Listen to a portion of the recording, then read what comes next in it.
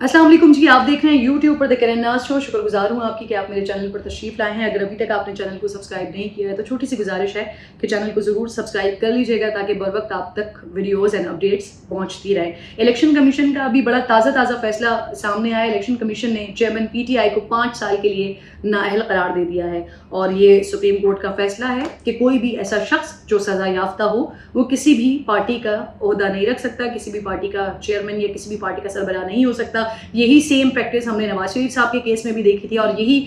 Continue हुई है। गो के इससे पहले ही इमरान खान साहब को नाअहल करार दे दिया था, लेकिन फिर ये तोशाखाना वाला मामला ये हाई कोर्ट में आया, सेशन कोर्ट में आया और सेशन कोर्ट में आकर इमरान खान साहब को सज़ा हुई और सज़ा होने के बाद आज 2 दिन गुजर जाने के बाद इलेक्शन कमीशन एक बार फिर अपने उसी फैसले पर है, यानी कि खान साहब को 5 साल के लिए नाअहल करार दे दिया गया है। कल मुलाकात हुई है इमरान खान साहब के वकील नईम पंजोता साहब की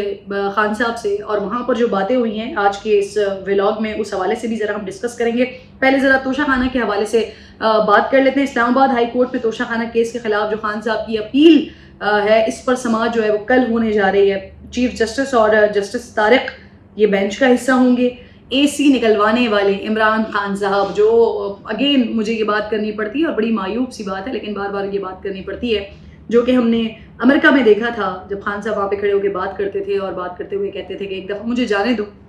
माफ़ कीजिएगा, मैं AC उतरवाता हूँ ना इनके। फिर वो जेलों के हवाले से कहते थे कि जेलों में सबके लिए एक ही जैसा सलूक होना चाहिए, सारे लोग एक ही तरह से ट्रीट होने चाहिए, वो चाहे कोई अमीर हो, चाहे कोई गरीब हो, कोई छोटा मुजरिम हो, कोई बड़ा मुजरिम हो, जेल सबके लिए जेल होनी चाहिए। तो फिर इमरान खान साहब के लिए भी तो जेल होनी चाहिए। कल जो उनके वकील हैं वो आकर बाहर कुछ और बात कर रहे थे। वो कह रहे थे कि जी खान साहब ने कहा है कि अगर ये मुझे C कैटेगरी से D कैटेगरी में भी रखना चाहें तो आपने जाके कहीं बात नहीं करनी है, आपने कुछ कहना नहीं है, मैं गुलामी बर्दाश्त नहीं करूँगा, मैं गुलामी कबूल नहीं करूँगा। लेकिन दूसरी तरफ एक तरफ नईम साहब ये बात कर रहे हैं और दूसरी तरफ वो ये भी कह रहे हैं कि जी खान साहब को A क्लास दी जाए और उसके लिए फिर उन्होंने अपील भी, दरख्वास्त भी दे दी है AC के हवाले से या A क्लास के हवाले से। चेयरमैन PTI की अटक जेल से अडियाला जेल मुंतकली की दरख्वास्त पर एतराज़ात ख़त्म हुए हैं। FIA ने खान साहब को सज़ा देने वाले जज की सोशल मीडिया पर गलत मालूमात देने वाले जो वकील हैं नईम पंजोता, उनको नोटिस भेजा है। चेयरमैन PTI के वकील नईम पंजोता FIA में आज पेश भी हो गए। आज सुबह 10 बजे पेश होने का उनको कहा था और कल जब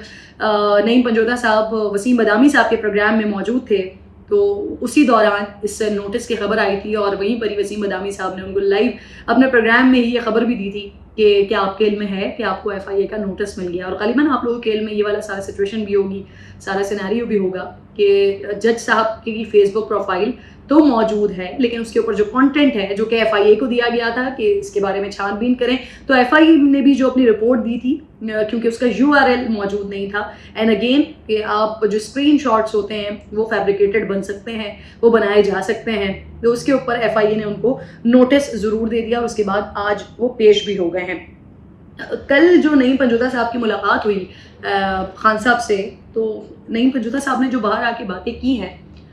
मेरे जहन में आ रहा था कि ये बातें जो है वो खान साहब के लिए बहुत ज़्यादा मुश्किलात खड़ी कर सकती हैं और हो सकता है कि आने वाले दिनों में हम ये देखें कि खान साहब जो है वो सही की क्लास ले रहे हों फिर अपने वकील की कि तुमने क्या बातें की हैं बाहर जाके। उन्होंने एक ये नैरेटिव और ये मोमेंटम बनाने की कोशिश की है कि खान साहब किसी भी तौर पर जो है वो झुकेंगे नहीं, किसी भी तौर पर वो गुलामी बर्दाश्त करेंगे नहीं। लेकिन दूसरी तरफ फिर वो जेल में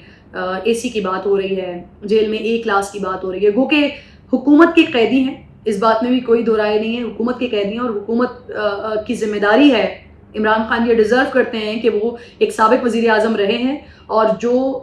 उनके प्रोफाइल के एतबार से जो सहूलियात उन्हें मिलनी चाहिए वो हुकूमत की ये जिम्मेदारी बनती है, रिस्पॉन्सिबिलिटी बनती है कि वो उसी तरह से उनको ट्रीट करें और उनको जो जेल के अंदर सहूलियतें दी जानी चाहिए वो उसी तरह से उनको सहूलतें मिलनी चाहिए। लेकिन फिर ऐसा लगता है कि शायद ये जो मौजूदा हुकूमत में लोग मौजूद है, राना सनाउल्लाह और दीगर लोग, क्योंकि राना सनाउल्लाह भी बताते रहे, ख्वाजा आसिफ भी बताते रहे, दीगर लोग भी बताते रहे कि जी वहाँ पर मक्खियाँ बहुत होती थी, ऐसा लगता था कि कोई मीठी चीज़ फेंकी गई है जिसकी वजह से इतनी मक्खियाँ आ रही हैं, इतने कीड़े आ रहे हैं। अब सर्दी में ख्वाजा आसिफ ने बताया कि सर्दियों में गिरफ्तार किया गया था तो उनको ब्लैंकेट नहीं दिया गया, सारी रात वो सर्दी में रहे। इसके अलावा खाने के हवाले से भी इसी तरह की बात की जाती थी, वॉशरूम के हवाले से भी इसी तरह की बात की जाती थी। और अब जब नईम पंजोता को इमरान खान साहब ने बताया, उन्होंने भी ये बताया कि जी वॉशरूम जो है वो खुला हुआ वॉशरूम है, बिल्कुल नहाने की जगह सही नहीं है, کمرہ صاف ستھرا نہیں ہے, کیڑے وہاں پر بہت ہیں, کوئی میٹھی چیز شاید وہاں پر پھینکی ہوئی ہے جس کی وجہ سے دن کے وقت مکھیاں بہت زیادہ آتی ہیں, تو کم از کم صفائی ہو. تو وہ ایک تاثر یہ بھی ملتا ہے کہ شاید جو ابھی حکمران ہیں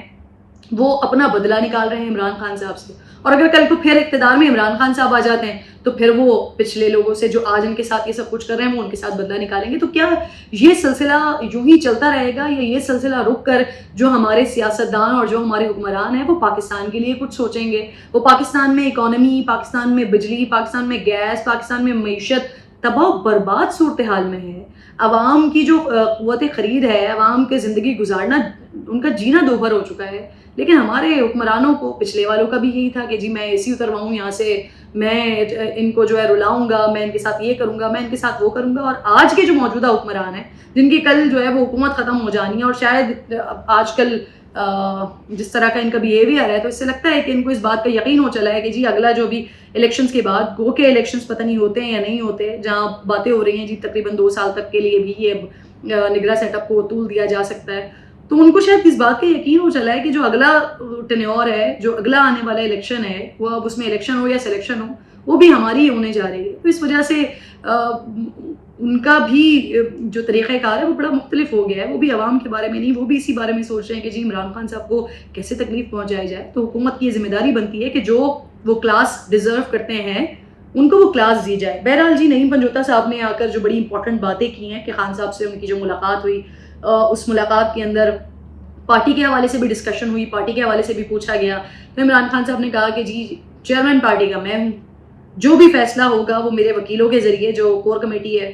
جو کمیٹی وہاں پہ موجود ہے پی ٹی آئی کی, وہ کمیٹی کے تمام لوگ ڈسکس کر کے, تمام لوگ ڈیسیجن لے کے جو وکیل صاحب ہیں ان کے تھرو مجھ تک پہنچائیں گے, اور فائنل ڈیسیجن میرا ہوگا جس کو آپ آگے بڑھائیں گے. تو پارٹی چیئرمین میں ہی رہوں گا. اب کیونکہ عمران خان صاحب نائل ہو گئے ہیں, نہیں پارٹی چیئرمین رہ سکتے, نہیں سربراہ رہ سکتے, تو لیٹس سی کہ اب پی ٹی آئی کی جانب سے کیا اس کے اوپر ریئیکٹ کیا جاتا ہے. لیکن کل جب ان سے یہی سوال کیا گیا تھا نعیم پنجوتا صاحب کی جانب سے, تو عمران خان صاحب نے کہا تھا کہ جو بھی فیصلہ آتا ہے الیکشن کمیشن کی طرف سے آتا ہے, کورٹس کی طرف سے آتا ہے, ہم نے ہر فیصلے کو چیلنج کرنا ہے, ہم نے کوئی فیصلہ ماننا نہیں ہے. تو اب یہ تو فیصلہ ہو گیا کہ آپ نائل ہو گئے ہیں, پارٹی چیئرمین شپ تو اوبویسلی پھر آپ کے پاس آگے نہیں رہے گی. اور اب ساتھ ساتھ ایک اور خطرہ بھی ہے کیونکہ انٹرا پارٹی الیکشن بھی نہیں ہوئے ہیں, تو شاید آپ کے پاس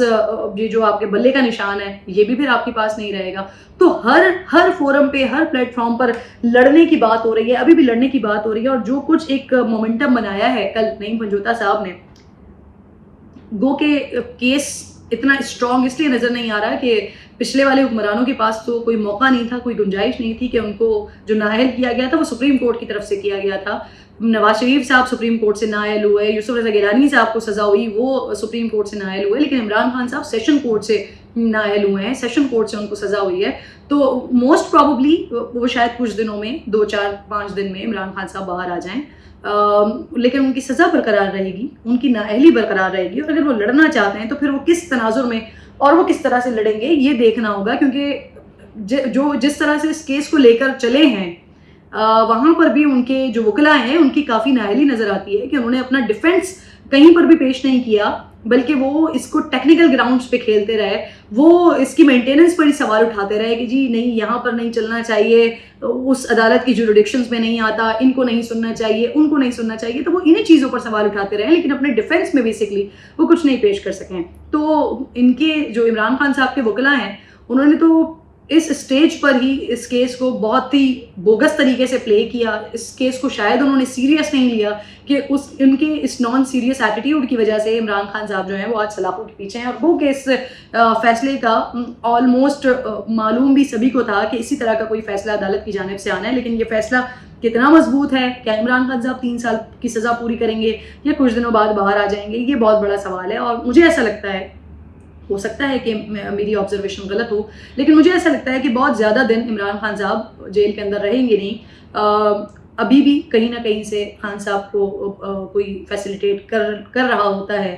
تو پروبیبلی موسٹ پروبیبلی کیونکہ جس طرح سے یہ کیس گیا ہے تو عمران خان صاحب کچھ دنوں میں شاید یہ جیل سے باہر ہوں گے. اچھا جی, قومی اسمبلی کے حوالے سے آج وزیر اعظم صاحب نے خطاب بھی کیا ہے, اور وزیر اعظم صاحب نے بتا دیا ہے کہ کل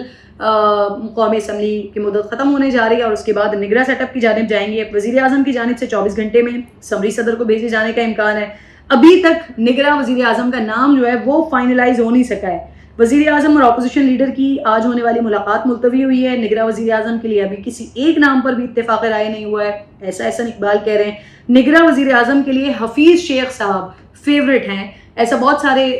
سینئر رپورٹرز ہیں جن کی جانب سے خبر دی گئی ہے. انصار عباسی صاحب سینئر رپورٹر ہیں جیو نیوز کے, ان کی جانب سے یہ دا نیوز کے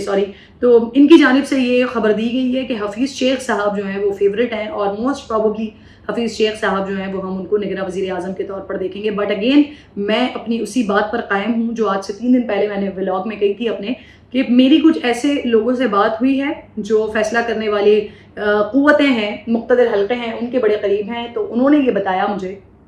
کہ ان میں سے کوئی بھی نام, حفیظ شیخ ہو گئے, شاہد خاقان عباسی ہو گئے, اس کے علاوہ 2-3 اور نام جو شارٹ لسٹ ہوئے ہیں, ان میں سے کوئی بھی نام نہیں, اس سے کوئی مختلف چہرہ ہوگا. تو لیٹ سی کہ وہ چہرہ ہوتا ہے یا پھر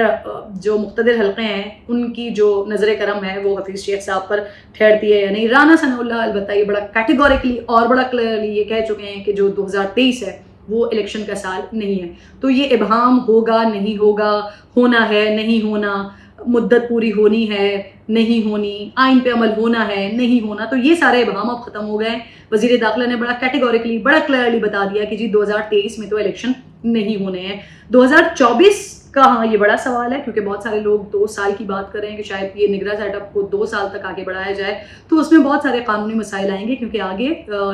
سینٹ کا الیکشن بھی لگا ہوا ہے, مارچ میں سینٹ کا الیکشن ہونا ہے. تو اگر آپ کے پاس ہاؤس پورا نہیں ہوگا تو سینٹ کا الیکشن کیسے ہوگا, یہ ایک بہت بڑے سوالات ہیں آبویسلی جس کو ایڈریس کرنا حکومت کی جانب سے بھی بڑا ضروری ہوگا. پر نگراں سیٹ اپ بھی دیکھنا ہوگا, اس میں آئینی اور قانونی مسائل اور پیچیدگیاں ضرور آ سکتی ہیں. اگلی خبر کی طرف چلتی ہوں جی. رضوانہ کے حوالے سے بھی بات کر لیتی ہوں اسی ولاگ میں. رضوانہ کو والدین کے حوالے کرنے کی فوٹیج جو ہے وہ سامنے آ گئی ہے. کل جو سومیا صاحبہ کے وکلا ہیں ان کی جانب سے کہا جا رہا تھا کہ جو چنگی نمبر 26 ہے جہاں پہ اس بچی کو ڈراپ کیا گیا تھا, ذرا وہاں کی فوٹیج تو منگوائیں. بچی تو بالکل خیر خیریت سے صحیح گئی ہے, ماں باپ نے اس کو مارا ہے اور ماں باپ نے مارا پیٹا ہے, جس کے بعد اس کی اتنی بری حالت ہوئی ہے. گو کہ ڈاکٹرز نے جب اس بچی کو دیکھا ہے تو انہوں نے یہی بتایا تھا کہ اس کے زخم پرانے ہیں, یہ پہلے سے اس کو مارا جاتا رہا ہے, اس پر بدترین تشدد کیا جاتا رہا ہے, جس کی وجہ سے اس معصوم سی بچی کا یہ حال ہو گیا ہے. اینی وے جب ویڈیو سامنے آئی ہے, جو فوٹیج ہمارے سامنے آئی ہے, اس بچی کو کس طرح سے گود میں اٹھا کر کس طرح سے اس کو گاڑی میں ڈالا جا رہا ہے, وہ بچی چل نہیں پا رہی ہے, تو یہ میں حیران ہوں, ان وکلا پر بھی میں حیران ہوں جو اس خاتون کا جو ہے